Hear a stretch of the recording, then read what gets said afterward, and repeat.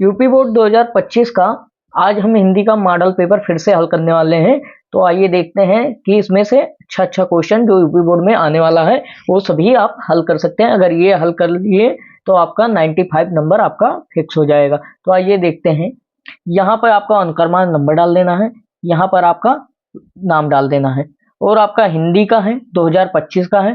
3 घंटे 15 minute time है और सभी 15 मिनट आपको पढ़ने के लिए दिया था। 100 नंबर का पेपर है और सब 2 खंडों में है, का और खा।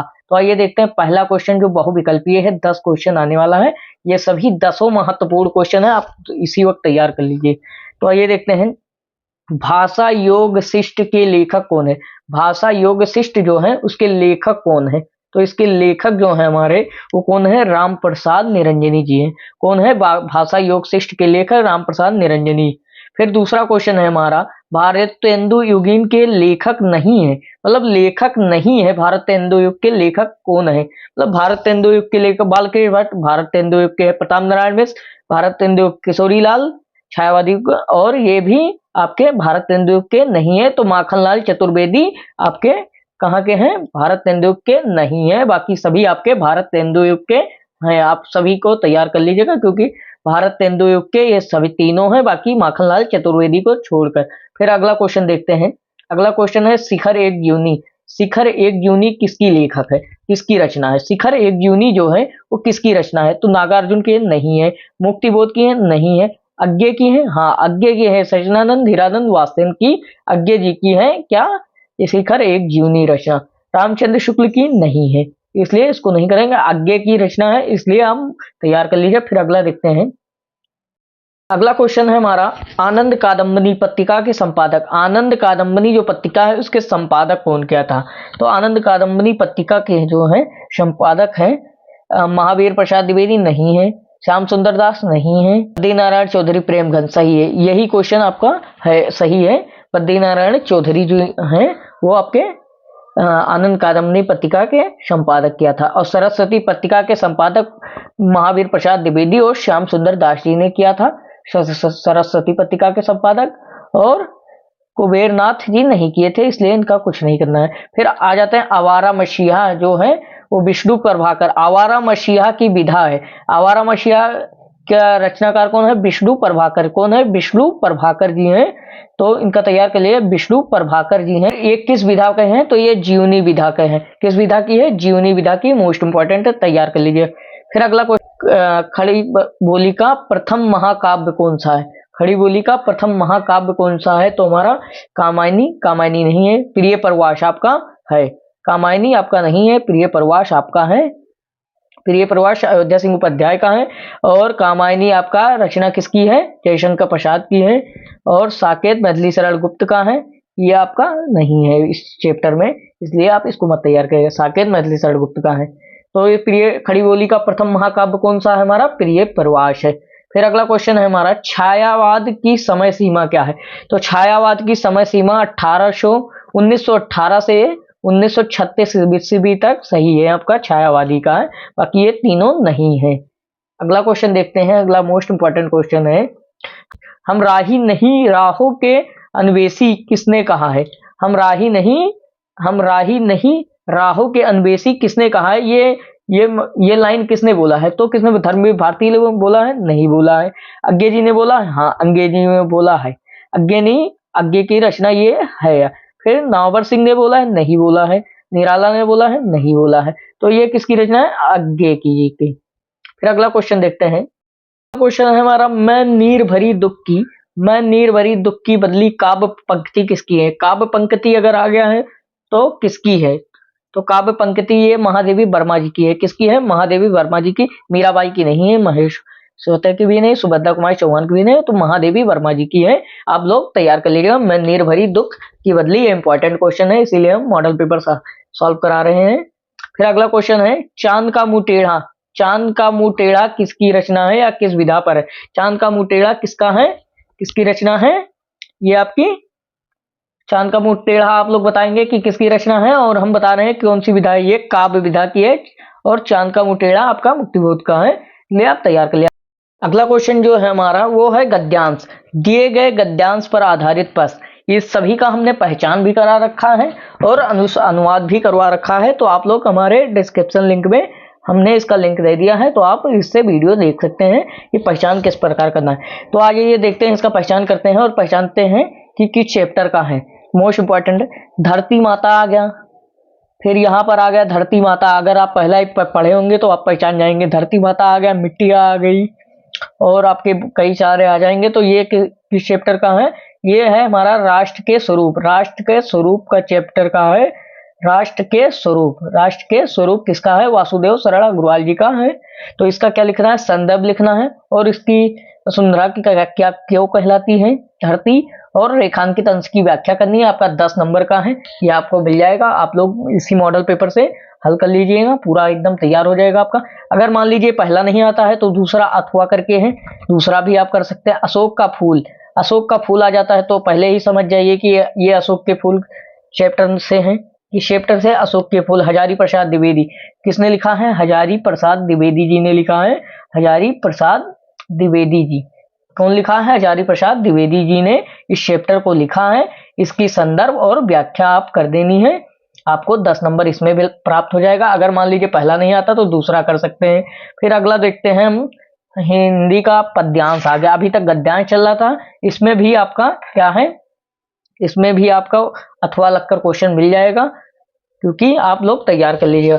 तो आइए देखते हैं, दुर्बलता का चिन्ह विशेष शपथ है। दुर्बलता का चित्त आपका विशेष शपथ है।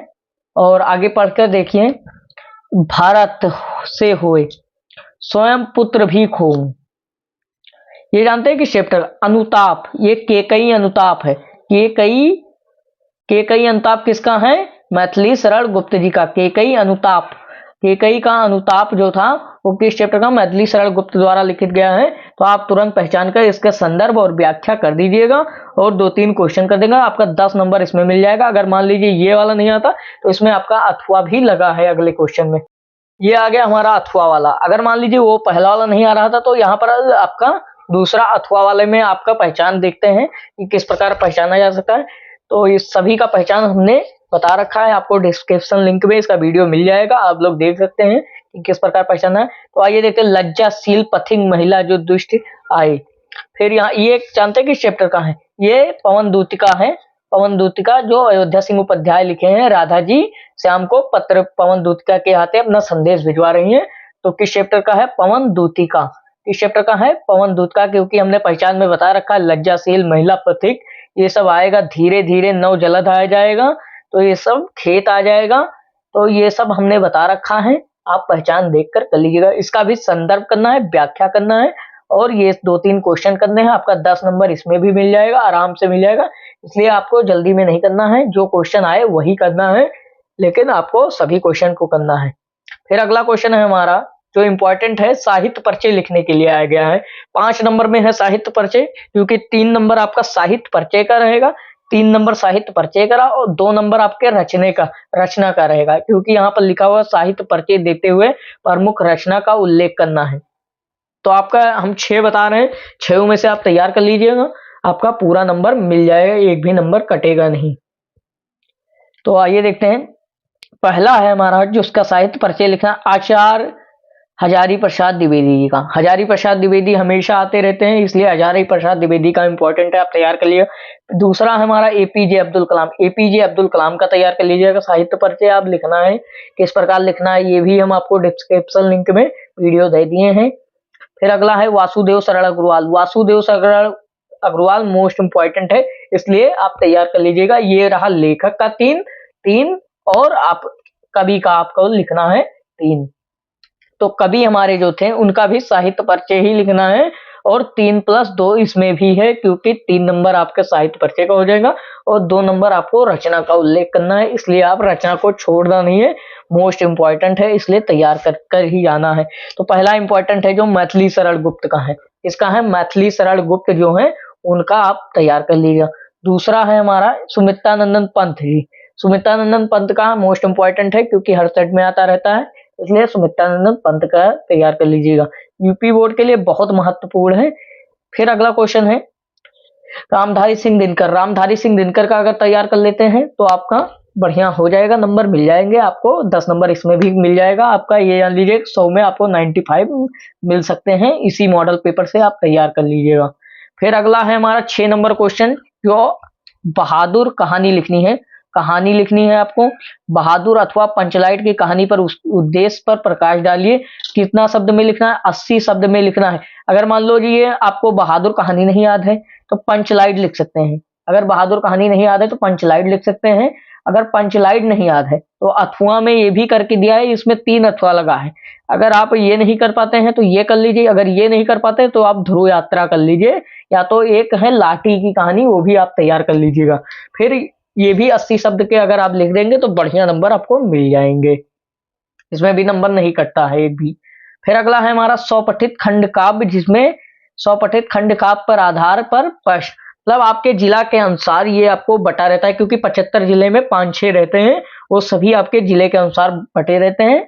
खंड काव्य जो त्याग और बलिदान की कहानी होती है, बढ़िया कहानी होती है, उसी को आपको लिखना रहेगा। 5 नंबर आपको मिल जाएंगे, लेकिन 80 शब्द में सुंदर सुंदर राइटिंग में लिखना है। तो आइए देखते हैं, पहला जो इंपॉर्टेंट है हमारा, वो आपके जिला के अनुसार है। आप लोग देख लीजिएगा किस जिला में कौन सा चलता है हमारा खंड काव्य। तो पहला जो है श्रवण कुमार, श्रवण कुमार आपके जिस जिले में चलता होगा उस श्रवण कुमार तैयार कर लीजिएगा। फिर अगला देखते हैं, अगला है हमारा रसिम रथी। अगला क्या है हमारा? रसिम रथी, जो इसके जिसमें भी आता है जिस जिले में, वो आपको रसिम रथी तैयार कर लेना है, क्योंकि मोस्ट इंपॉर्टेंट है, तो इसीलिए आपको रसिम रथी आपके जिला के अनुसार तैयार कर लेना है। फिर तीसरा हमारा मुक्ति यज्ञ, मुक्ति यज्ञ खंड काव्य अगर आप तैयार कर लेंगे तो बढ़िया रहेगा, क्योंकि आपके जिला के अनुसार ही आता है। फिर जिस प्रकार आपके जिला के अनुसार आता है वही तैयार करिएगा, ये नहीं कि आप सब तैयार कर लीजिए। फिर अगला है त्यागपथी। त्यागपथी जिस जिस जिले में आता है, जैसे गोंडा हो गया, बलरामपुर हो गया, श्रावस्ती हो गया, इस सब जिले में त्यागपथी आता है, इसलिए आप त्यागपथी तैयार कर लीजिए। त्यागपथी लिखने का डिस्क्रिप्शन लिंक में वीडियो मिल जाएगा आपको। फिर अगला है हमारा आलोक वृत्त। आलोक वृत्त खंड काव्य है, ये भी आप तैयार कर लीजिएगा, क्योंकि आपके जिला के अनुसार हम बता रहे हैं, पहले ही बटा हुआ है। फिर अगला है हमारा 5वां जो है सत्य की जीत। सत्य की जीत मतलब द्रौपदी की कहानी है, तो आप तैयार कर लीजिएगा। अगला आ जाते हैं हमारा मोस्ट इंपॉर्टेंट जो है यूपी बोर्ड का, जिसमें 14 नंबर मिलने वाला है, बिल्कुल ही मिस मत करिए। आइए देखते हैं, दिए गए संस्कृत गद्यांश पर एक संदर्भ और उसका अनुवाद लिखना। मतलब इसमें 2 दिया गया है, इसमें से किसी एक पर, अगर मान लीजिए एक नहीं पहचान पा रहे हैं तो दूसरे पहचान कर आपको संदर्भ और व्याख्या कर देना, अनुवाद कर देना है। आपका 7 नंबर मिल जाएगा, इसमें सब में एक भी नंबर कटता नहीं है। तो आइए देखते हैं ये किस चैप्टर का है, इसका पहचान भी बता रहे हैं। तो महाविद्वान, महाविद्वान अगर आ गया, महाविद्वान आ रहा है आपका, ये आ रहा है, बढ़िया बढ़िया चीजें हैं, सर्वोच्चालय आ रहा है, सर्वोत्तम गुण आ रहा है, तो ये किस चैप्टर का है? तो महामना विद्वान का, महामना मालवीय का है, क्योंकि महामना विद्वान आ गया है, इसकी सभी संस्कृत का पहचान हमने बता रखा है, इसलिए आप डिस्क्रिप्शन लिंक में आपका इसको वीडियो मिल जाएगा, आप लोग वहीं से तैयार कर सकते हैं। महामना मालवीय जी का है, किसका है? महामना मालवीय का है ये चैप्टर, इसलिए इसका संदर्भ हम ही बता दे रहे हैं, आप लोग ध्यान से पढ़ लीजिए, क्योंकि यही पेपर में आने वाला है यूपी बोर्ड 2025 में। फिर अगला है हमारा अथवा में लगा है, अगर मान लीजिए पहला नहीं आप समझ पाते हैं, ना पहचान कर पाते हैं, तो दूसरा का पहचान, इसमें आ गया हंसराज आ गया, अब आ गया हंसराज आ गया, यहाँ पर हंस पोथिका आ गया, मयूर आ गया, हंस आ गया, लज्जित हो गए थे तो हंस राज आ गया। इसका मतलब ये जातक कथा है, जातक कथा जिसमें हंस और मयूर की कहानी है, जातक कथा, जातक कथा नामक चैप्टर से है, तो इसका गद्यांश आप तैयार कर लीजिएगा, जातक कथा नामक चैप्टर का है, और इसका अनुवाद भी कर लीजिएगा। आप अनुवाद वहां विद्या क्वेश्चन बैंक से भी पढ़ सकते हैं, थोड़ा सा पढ़ लीजिएगा, आपका पूरा आ जाएगा, समझ में आ जाएगा। फिर अगला है इसी प्रकार पद्यांश आ गया, इसी प्रकार आपको पद्यांश का भी अर्थ देखना है। इसमें पद्यांश में हमने पहले ही बता रखा है, क्योंकि 2 चैप्टर हैं, जो जो इंपॉर्टेंट चैप्टर हैं वो सभी हमने बता रखा है, इसमें 2 ही चैप्टर हैं। तो पहला चैप्टर कौन सा है हमारा? पहला चैप्टर आपका पद्यांश में है जातक कथा, जातक कथा, और दूसरा जातक कथा में केवल इतना ही है आपका, तो इसमें आ जाएगा, इसमें भी उल्लू और मयूर ना मोर रोचते, तो यहाँ पर उल्लू आ गया, क्रोध आ गया, अक्रूर से आ गया, तो इसी ये जातक कथा नामक चैप्टर का है। किस चैप्टर का है? जातक कथा, क्योंकि दो ही चैप्टर है। अगला अगर आएगा तो ये मान लीजिए ये सुभाषित रत्नानी का है। किसका है? सुभाषित रत्नानी का है। सुभाषित रत्नानी का है, क्योंकि दो ही चैप्टर है। एक अगर ये उल्लू वाला दिख गया तो आपको दूसरा सुभाषित रत्नानी ही लिखना है। क्योंकि अगर मान लीजिए एक पहचान लेते हैं तो कोई दिक्कत नहीं, क्योंकि दोनों में से एक ही लिखना है आपको अथवा में। फिर अगला क्वेश्चन पर हम देखते हैं, ध्यान देते हैं। अगला क्वेश्चन है हमारा मुहावरे। मुहावरे का शब्द प्रयोग किस प्रकार करना है और अर्थ लिखना है। तो मुहावरे हैं, निम्नलिखित मुहावरों में से किसी एक का अर्थ लिखिए और उसको अर्थ प्रयोग करना है। मतलब 1 नंबर अर्थ लिखने का है, 1 नंबर अर्थ लिखने का है और 1 ही नंबर आपका अर्थ प्रयोग का है। तो अर्थ प्रयोग किस प्रकार करेंगे? आप इसका अर्थ लिखेंगे तलवार की धार पर चलना, मतलब एक ही दिशा में चलना। तो इस प्रकार आपका अर्थ हो गया। और आपको क्या करना है? तलवार की धार पर चलना मतलब राम लक्ष्मण के तलवार की धार पर चल रहा है। बस इसका अर्थ प्रयोग हो गया। दोनों अर्थ प्रयोग लिख दीजिएगा, आपका 2 नंबर मिल जाएगा। इसी प्रकार आप चारों में से किसी एक का कर सकते हैं। टका सा जवाब देना दूसरा इंपॉर्टेंट है। पहला है तलवार की धार पर चलना, तीसरा है दाल में काला होना, चौथा है हमारा नमक मिर्च लगाना। ठीक है, ये चारों तैयार कर लीजिएगा। इसी प्रकार मोस्ट इंपॉर्टेंट है। फिर अगला क्वेश्चन देखते हैं। है हमारा 10 नंबर क्वेश्चन। 10 नंबर क्वेश्चन जो है अपठित गद्यांश है।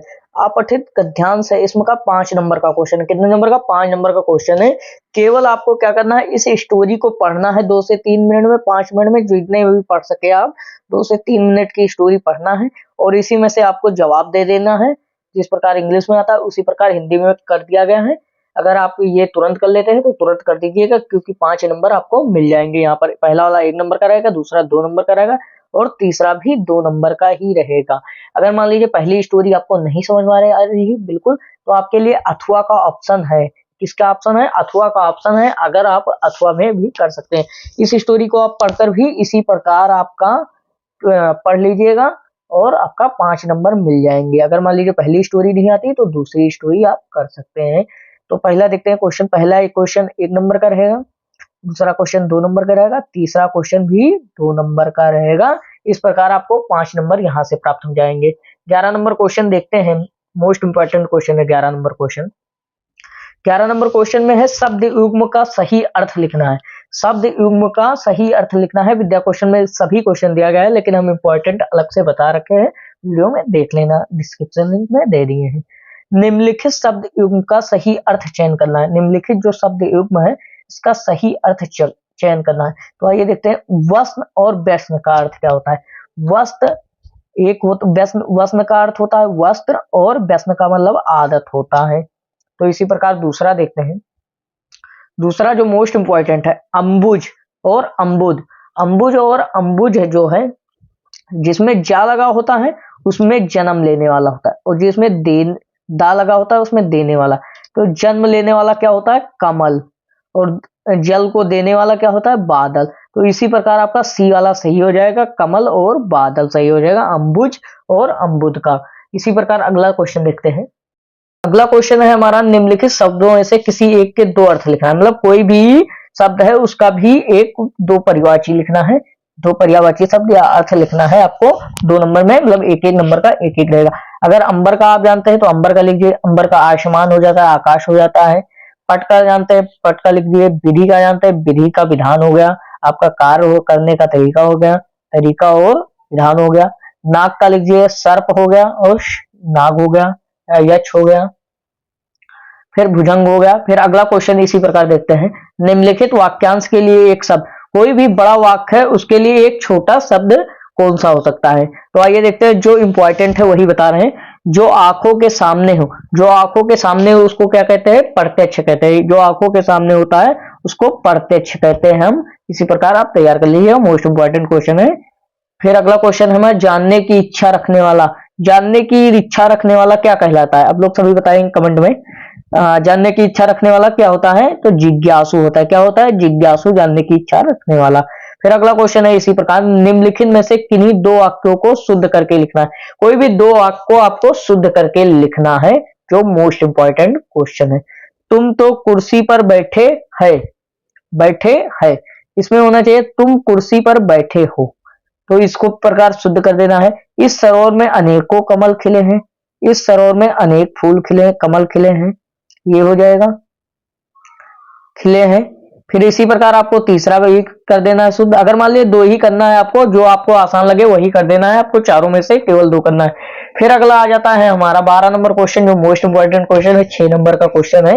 इसमें का और खा और गा, का खा में है हमारा वीर रस अथवा हाश रस, जो इंपॉर्टेंट है वही हमने पेपर में रखा है।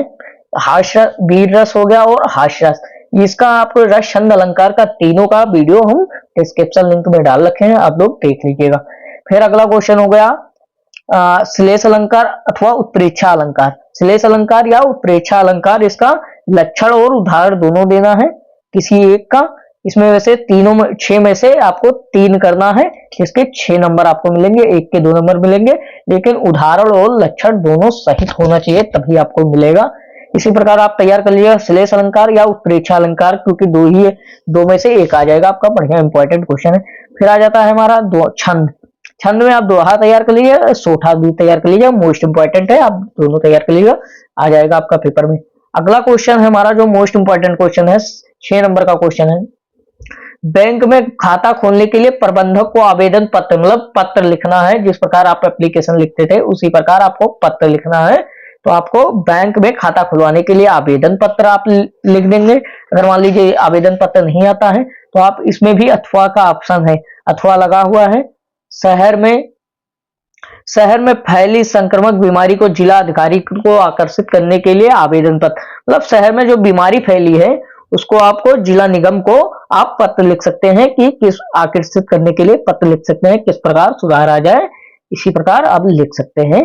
तो इसका आपका कितना नंबर मिल जाएगा, 6 नंबर मिल जाएगा। फिर अगला क्वेश्चन जो लास्ट क्वेश्चन है हमारा यूपी बोर्ड का, लास्ट क्वेश्चन है हमारा निबंध। निबंध आप लोग सभी लिख कर आना ही है, 1-2 क्वेश्चन छूट जाए उससे नहीं मतलब है, लेकिन निबंध लिखना है क्योंकि ये 9 नंबर का है।